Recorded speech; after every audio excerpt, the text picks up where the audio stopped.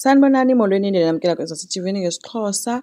Ulwandle ke noSydney baseyingxakini because sebeyayazi into yoba babanjwe nguzoleka emveni kokuba uSydney ebone uDaisy ephuma eofisini yasekhusela emveni kokuba ke uLazarus ehlangane nozoleka bebembizile ke engumntu ozoqala emsebenzini. Phofu ke beofarishwe nguLazarus umsebenzi, but ke uDaisy wathi akazukwazi ukuwuthatha lo msebenzi lowo, but ke sebengakwazi ukuqhubeka bamsebenzi nakwezinye izinto washiya kanti. So uSydney mbone xa ephuma ke apho wabe segijima ebiza ulwandle wakhe ke emxelela uba yeyi abantu bayazi apha sisengxakini.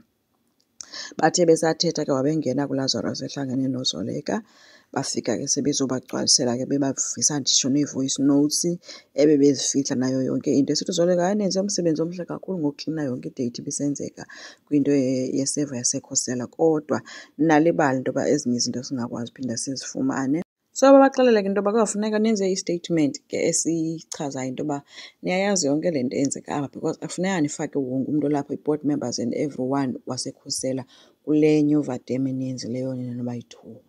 Wabe sithi ke uSydney naye akaqomba uzokwazi ukwenza loo nto because kaloku if iza ngakubo bayayazi masuba bazawuya eprison. But ke bethe bengekavumi benjalo ke besezoleka sebiza i-security ke wabaxelela uba bazoba-escorta, bawubagada nditsho nalapho bahlala khona, yonke i-movement yabo bazoyigada. So abakwazi nokuba bangathi bayimka, baphume ke begadwe security bawude bawungena emzini wabo. So nenkosikazi ke seyiyayazi into yoba kunjalo konakele, and ke ngoku ulwandle ubleyima bona ke ngoku as abazali into yoba bahlala bemfaka ezintweni ngoba ngoku ungene kule kanina kanti kuqala wayefakwe ngoyise, ngoku ungene kule. uSydney ke ubhizi uyamcela into yoba ucela athule angabethetha yonke into. Uthi omnye ndizawuthula kanjani sisazi uba ndisiye eprison mna. Phunga ke sithi ongangcoba nepti yaseprison izobe imnandi njengale endiyigalela apho, sihlale sonke sibe yifemeli naphaya because cacile uba kulapho siya khona. So abakabi nacebo ke uba bazokwenza kanjani. Uqhawe ke yena ke ubhaqe ifoto kazoleka nakhona eze ngomqolo kwitablet kamawethu. Kulapho ke ayiboniswe ukuba ebekhe wathambisa unina ke umqolo apha ngenye imini, watsho wayazi lathathwa ebuza nestori sayo uba sithini nothi uzoleka uyozaphi namxelele. So uzoyibona ke ngoku umawethu ezifoto ephaa ke xesha bezohamba baye kwi-vacation bebengekahambi ke basekwamawethu.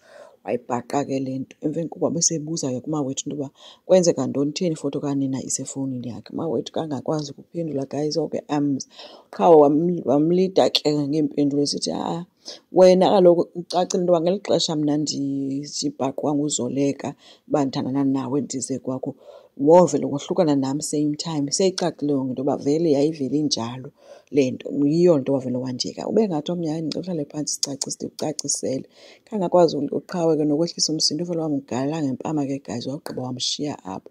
Ithe ifika ibrother kamawethu ibuza uba ibo kwenzekani, kangakwazi umawethu ukuphendula. So wamshiya apho. Uthumeka ke guys uhlathi ke ucele into yoba mababuyelane futhi ke ufuna ukumtshata. And ke ngoku uthumeke beloko ujonga abantwana bakhe, uKlikamva yena bengayi-approve loo nto but uyanga yena edibene noThandeka noThulani bebevuya besithi ke makavumi. Wavuma ke guys uba bazawutshata but uLikamva ushiyeke yedwa ke apho. uLikamva ke ukhe wadibana nonina ke phandle ethutha imigqomo wamgcwalisela ke guys, sithi wena ufana nje nomfazi o-desperate kuyo yonke le nto yenzayo, ubungazivumela uhlathi abuyele kuwe kuba edivoswa nguzoleka because nawe uyayazi loo nto uba uba besenozoleka bengazubuyela kuwe uhlathi. Uhlathi ke bewenze aqina kamazwi wakhe ethembisa esithi ke uyayazi uba wabaphoxa bonke beyifemeli nabantwana, uyaza uzozama ngandlela zonke into yoba aphinde abathande. So that's why ke ngoku sefunde semtshata ke. But ke uLikamva umile ke kwele sithi hayi mama u-desperate, and I believe uba ungulo mama onizalayo lo ume apha phambi kwam o-desperate for uphinda athathwe nguhlathi.